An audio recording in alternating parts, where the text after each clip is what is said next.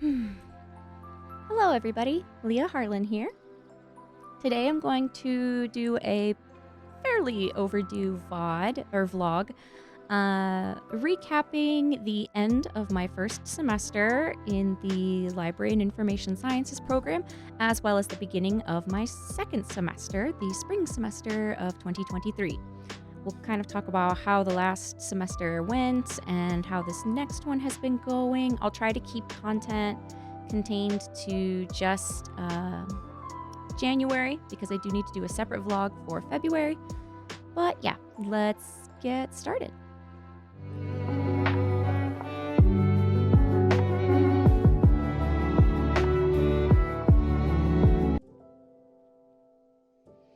So I'll go ahead and apologize in advance. I'm kind of in the midst of, well, a lot of things were happening over the winter, and I was trying to do some sort of design changes to my channel that didn't end up happening on the timeline that I was hoping for.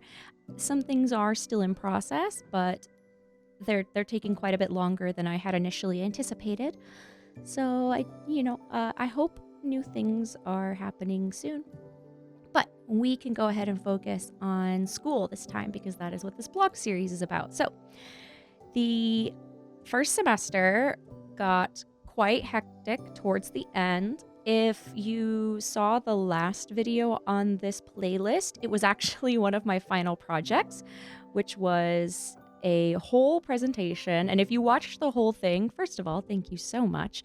Second of all, I hope you enjoyed it. And if you didn't, I hope it was still something interesting to listen to.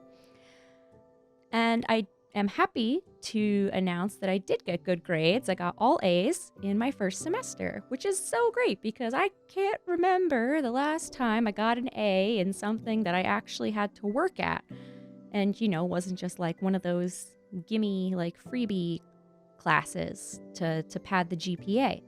I really am enjoying the classes, and seeing my efforts rewarded with good grades just kind of helps reinforce my my affirmation that I belong in this kind of career, and that this is a type of education and learning and subject matter that is a much better fit for me than what I studied previously in undergrad.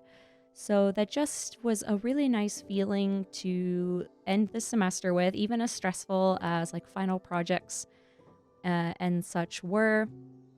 I'm trying to actually remember where specifically I left off. The vlog before that was, I remember talking about the rest of the books that I read for one of my classes, the Diversity in Youth Programming, and because I went on and on about Shiran Jie Zhao for quite a while. And that does feel like forever ago. So that class definitely was my favorite one. It carried through all the way to the end as my favorite class out of the last semester.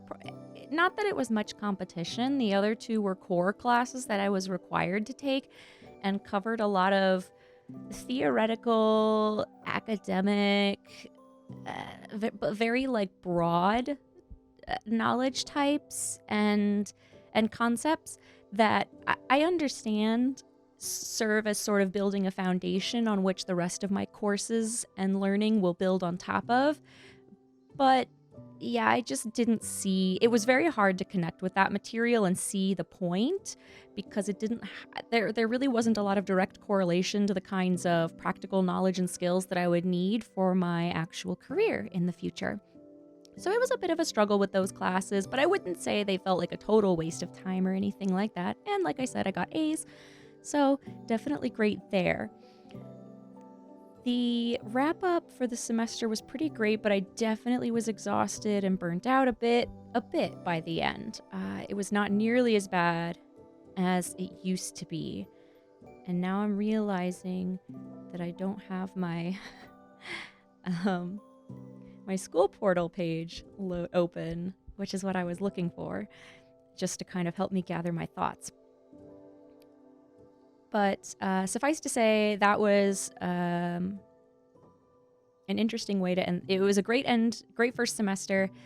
Had a fabulous time. All of the teachers were lovely people, and it really helped get me motivated again to move into the next semester. When it came time to register for classes, I'm not sure if I talked about I don't think I talked about it in my previous vlog. I'm not sure if I did, but I registered for 3 classes again for the spring semester. Uh, One of them was the final core required class that I need to take for this degree. It's a class that sort of talks about lots of different career paths, options, considerations that librarians can take. And it definitely focuses on those sorts of career types and fields based in like North America, Western world, specialties for sure. And sort of, it's a great, honestly, I almost wish I had taken this class last semester because it is a really good one for helping you bring into focus what kind of career you would want to have as a librarian, because whether you know this or not already, there are a lot of different kinds of librarians. You can be a K through 12, like a lower level school librarian, and those librarians do need to have teaching certifications as well. You could be an academic librarian and work in, big fancy universities and things like that. You can be public librarians. Of course, those are the ones many people have the most interactions with once they're no longer in school. You can also be in archives, which is a specialization that does take extra coursework and has extra certifications involved, but archives are, of course, a very valuable arm of the library community that are specialized in preservation and also of analysis of a lot of like historical records. For it could be your local area, your family tree and genealogies, things like that, but also historical events and just actual documents and artifacts. Sort of another arm that has a lot of close ties to museums, of course. And while interesting, it is not something I am personally going to be pursuing. There's also specialized libraries, medical libraries, law, like legal libraries, things like that, technical spaces that have their own specialized organization systems and references and things like that. And many more. There's even just within a large public library, you may find multiple different kinds of librarians in there. You've got your reference librarians, you've got your librarians for various age groups, youth, teen, adult. You'll have library assistants, things like that. Librarians who work the circulation desk most often.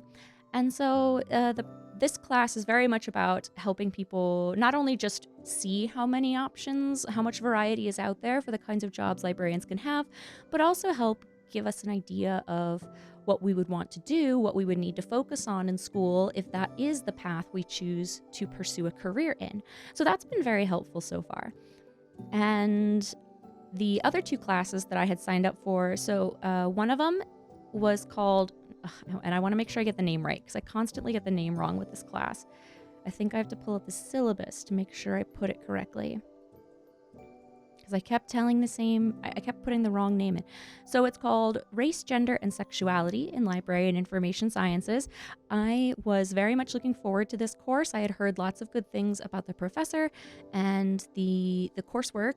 I mean, as someone who does want to focus on like diversity, equity, and inclusion in library spaces, edited information, gathering, and preservation, I think it's a valuable course to take, especially for people who want to work in public spaces or schools, anywhere where you're going to have a wide variety of patrons. And just from day one, I've had a great experience with this professor. She was on sabbatical last semester, and so this was my first time meeting her, but some of my classmates do already know her. And she's honestly just really lovely, and she has great discussions in the classes, and she has us reading a specific book as a sort of new experiment for her coursework. That book, which we are going to be reading in a book club format, is called Caste: The Origins of Our Discontents. It is by Isabel Wilkerson, and it was in Oprah's book club in 2020. So Some people may be familiar with it or have heard of it. Some people may not. It's been very interesting, and I will say I love the writing style. I think it takes these very hard to confront concepts for some people and puts them into a very digestible form of writing. Wilkerson uses great metaphors and analogies to break down these very abstract or these abstract concepts that have been ingrained into a lot of us without even being aware of it, and turning them into these like explicit explanations that we, it's just constant moments of reading and then being like, huh, I never really thought about it that much before, but this is like very accurate. This is very true. And I just never paid much attention to it or noticed it before. And that's just been my personal experience with reading the book and the sort of concepts that it has me confront. Other people in my class are having very different experiences reading the book, and it's made for very great conversation and discussion during our classes. We tend to use so much time talking about the book that we barely get to whatever our assigned regular readings are for that week, but it's been great. The third class is where we had a bit of a snag or a shakeup, because I initially signed up for a class that many people said was great when paired with the race, gender, and sexuality class that I'm taking. It was called it was something about a more practical application of the material we would be learning and discussing in that class, and then how to sort of apply it as a librarian to things like your programs, things like bringing patrons of diverse backgrounds into the library and making them feel welcome and accommodated. And I of course see the immense value in taking a class like that, especially as someone who wants to be a public librarian. But I had heard some not great opinions about not just the classwork itself, but also the particular professor who is in charge of it this semester. And as many people who go to universities know, you don't just look up the class when you're choosing what to take. You also check the professors. You look up the professors. And a lot of people probably use that website, Rate My Professor. I don't think it's very well populated with reviews when it comes to grad school, because I saw many of my classmates talking in our sort of group server on Discord about how, they were having a hard time finding recent or relevant opinions for specific professors or professors teaching a specific course, because they may have had them for others, but they don't know if they'll enjoy having that professor for a specific other course.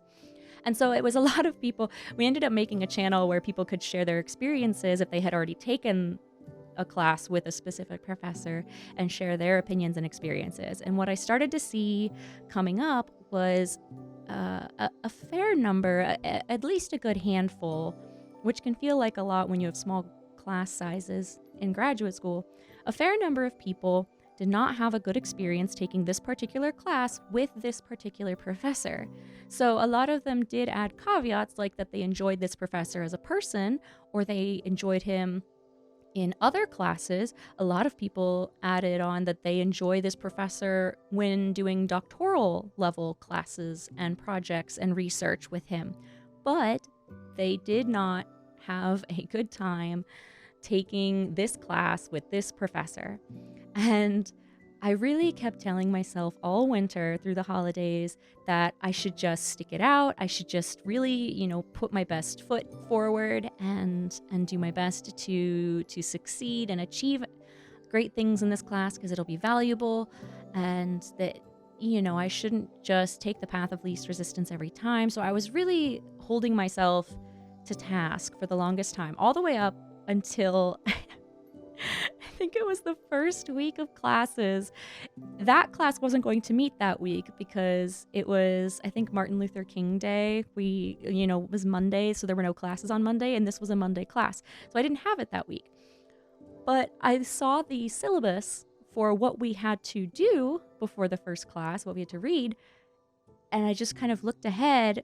It's been amazing that so many professors show you what the flow of workload, what the workload and the flow of lessons and everything and requirements and expectations are going to be for the entire semester. It's not something I experienced in grad school or in undergrad, but I've enjoyed being able to look ahead and sort of get a feel for how hard or like which times of the semester I'll see like a big spike in work to do. So I saw the syllabus for that class, and something in me just kind of threw in the towel mentally. I was like, no, there's really no way I can do this, especially combined with how strict some of my classmates had said he would be, the professor, in regards to deadlines and the quality of work expected from his students. So I scrambled to find another class that would have any availability that could fit into my schedule. I already had 2 other classes on Tuesdays and Thursdays. Wasn't going to replace those. And unfortunately, most of the other classes that I would have been interested in taking or what would have been relevant to what I was interested in pursuing were also on Tuesdays and Thursdays. So even before availability was a concern, the pickings were just slim as it was. And then I found a class that's only offered like spring semester of odd years specifically. So it's a class that's like only held every 2 years or so. And it was with a professor that I'd never had, but I had heard good things about. He was actually supposed to teach the diversity class I took in the fall, but gave the role to the librarian, the professional that I did have, after he met her at a conference. So I kind of had heard a lot of stuff about him, and he was hosting a class that was all about graphic novels and manga and things like that, and specifically those works when targeted for youth. And one of his sections was on Tuesday, and I was like, well, I can't take that one. But then he had a second section, and I just remember being very confused because where most just have like a single letter and then like a 50-minute time slot for their class time, this one had like a whole paragraph that was kind of hard to decipher at first. And then I realized that it's a class that only meets 4 weekends out of the entire semester. And yes, weekends, so Friday and Saturday. They meet on Friday and Saturday 4 times, and that's the entire class. So these are very long classes. It would be Friday evenings for like 3 hours, and then on or 3.5 maybe, and then on Saturdays from like 9 or 10 a.m. to like 5 p.m. or 4:30 p.m. And I am in a time zone that is ahead of, or that is behind the time zone that this university is in. So for me, instead of starting at like 9 a.m., it would start at 7 a.m. And I was like, oh, there's no way. There's no way I can do that. As much as I love the idea of this class and as much as I don't want to take the other class, like that, I can't, I can't, right? Right? But I was really desperate to get out of that other class, and I saw that this one, the weekend class, only had like 2 spots left. So I sent off a frantic email to that professor, and I said, hey, I'm interested in taking your class. I can't take the Tuesday section, and I'm interested in taking the weekend section, but I do live, in an earlier time zone, which puts the start time very early in the morning for me. And I just wondered, how strict you were about attendance and things like that, because I really do want to take it. And what he sent back was that it would be very rare that class would start precisely at 9 a.m. on Saturdays, because he does understand that most of the class are working professionals, and he likes to give people a little bit of extra time in the morning to finish readings or prepare for class. So he said it wouldn't be very often. And in fact, even though it's normally scheduled to start at 9 a.m., for the first session on Saturday, he was going to start at 10:30. And then 10 o'clock would probably be the more common start time from then on. So I was like, oh, great, awesome, thanks. And I immediately locked in that class and dropped the other class. I was like, done. That's all I needed to know. And you know what? If I have to set 5 alarms, so be it. If he does ask us to actually be there at 9 a.m. on the dot, which is 7 a.m. for me on the dot one day, I'll do it. I'll do it if it means I don't have to take that other class. So I did. I signed up for this one. And the first meeting was going to be that weekend, so I signed up like the day before the first class. He sent me the syllabus and everything, and there was a text that was required for it, but he said that not to worry about it, and there would be an alternate exercise for those of us who didn't get the textbook in time, which is great. And then, so yeah, that was just like a huge relief that I managed to escape that other class. And I have to say, I think the way I ended up going about it, because some of you might think, like, of course college shouldn't be easy. Grad school should be even harder than undergrad. Why are you trying to get out of taking a challenging class? You have to understand that for someone who's already gotten an entire bachelor's degree, where the last, I would say, 4 semesters of work were just an absolutely grueling, soul-crushing experience because I wasn't passionate about any of the material I was learning. Most of it was difficult to begin with, but even harder for someone like me with ADHD who was having a hard time connecting the dots and, getting those neurons to fire and those synapses to fire. And so seeing poor grades and everything come back out of that, despite how much I felt like I was banging my head against a wall, is incredibly demotivating. And so my thought process this time to justify it was, if I'm paying this much money for a degree that I'm actually passionate about this time, I don't want to hurt my chances of getting hired by having less than stellar grades, especially in a class that I didn't even have to take. Like, at the end of the day, that was an entirely optional class, and there are plenty of other classes that I'm interested in taking, and it could just be that this wasn't the right time for me to take on that class. It is, after all, only my 2nd semester. So it could be that once I've taken some of these classes and I have more experience under my belt, that maybe later down the line, I will be more interested and feel like I'm able to handle that class. Or maybe I just need to take it with a different professor. Or maybe I'll take that professor, but a different course that he teaches. So I just feel like it was really a bad combination of timing and like factors of things that I just didn't want to make it harder on myself. And I think that that's okay. And I've forgiven myself for that. So if you're ever in a similar dilemma, don't feel like you have to give yourself like more challenge than you can handle. Like, trust me, for some degrees, like, they pay more attention to your GPA and what class and which classes specifically you did well in. Nobody's going to care about your 3.5 GPA if all of the high grades were in your electives and your humanities courses, but then all of your low grades were in your STEM and your major specific classes, like your degree specific material. That's going to look bad. And most jobs still do ask for a detailed transcript, not just, what degree do you have and what was your GPA? So I decided to make things easier on myself and not just shoot for having a higher GPA overall, but showing that I took a lot of care in my course selection and that I got a lot of value out of it, which would be easily reflected with my grades. So, having said that, I am enjoying all 3 classes immensely. I'll try not to go too far into what we cover in February. I've had 1 meeting for that graphic novels class in January, 1 in February. I will have the 3rd meeting the first weekend of March. So I'm going to try to film my February vlog before the 3rd weekend, or before the 3rd class for graphic novels. But I also have like a couple of busy weeks coming up.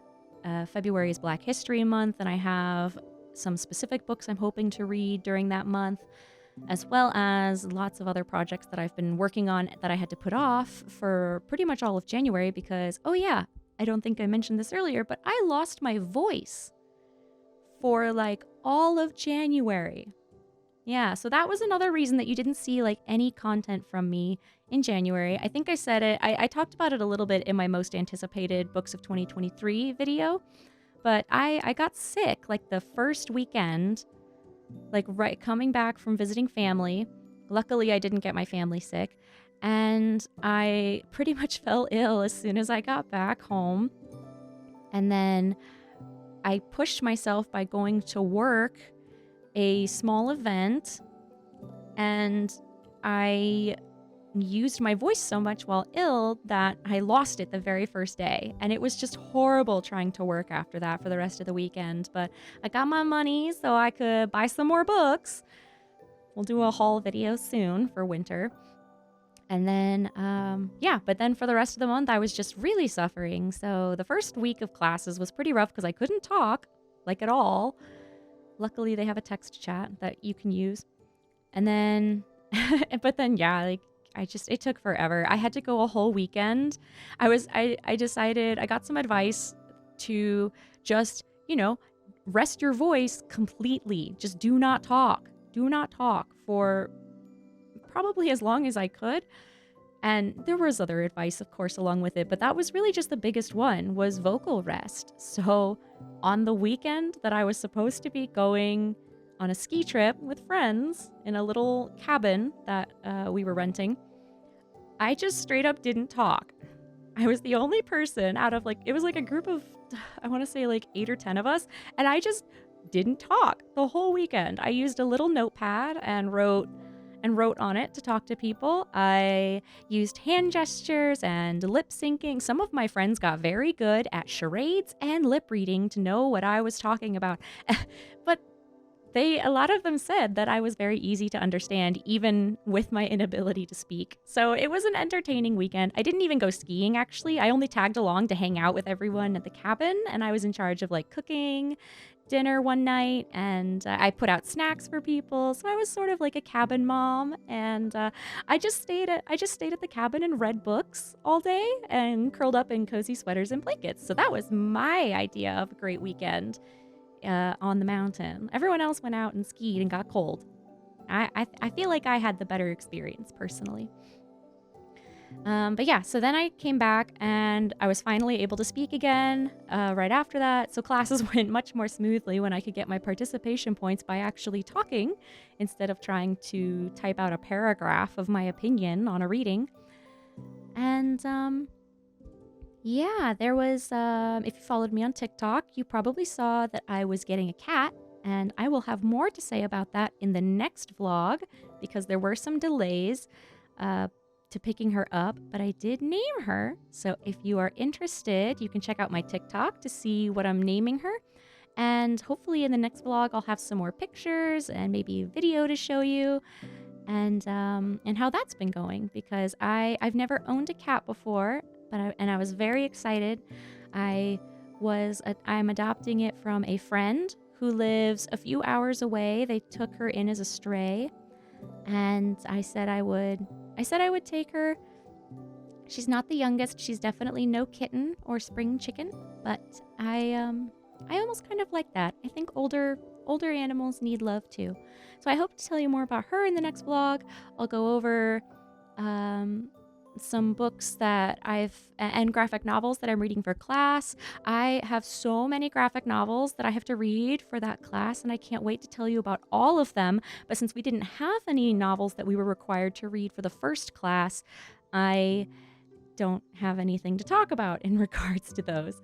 So the other ones will have to wait for February's vlog. But I think I covered everything for now. Most of the rest of the content will go in other videos, like the books that I read over the winter months, like December, January.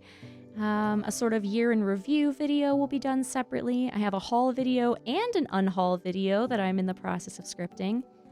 And we'll check back in at the end of February, hopefully, for how that month went. So that's all for now, everybody.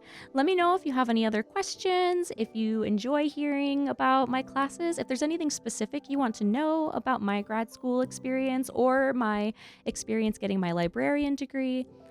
And, or just if you have questions about libraries or librarians in general, I have had so much great experience, especially over the holidays with so many friends and family asking me like, "Oh, like you're going to be a librarian? Like do we still even need librarians? Like are libraries still a thing?" Because the answer is yes. Yes, very much so. Very much so. So if you have any questions regarding that, I would be happy to discuss them. But until next time, I hope you all read something interesting, and I'll see you soon. Bye bye.